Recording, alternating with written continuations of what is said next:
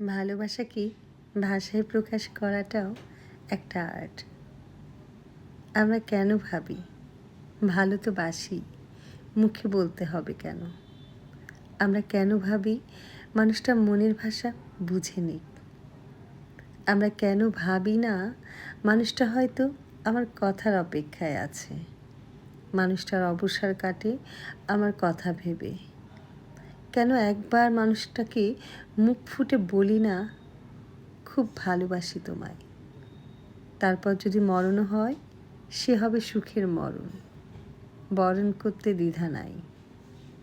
এই একটা কথা জীবনকে যে সুখের জোয়ারে ভাসিয়ে নিতে পারে, সেটা আমাদের ভাবনাতেও কেন আসে না?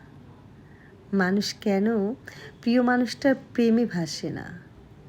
নিজেকে হারিয়ে জয় করা ভুবন ভোলানো হাসি, মুখ ফুটে একবার বলা ভালোবাসি, খুব বেশি ভালোবাসি, পৃথিবী সবচেয়ে সুখের অনুভূতি।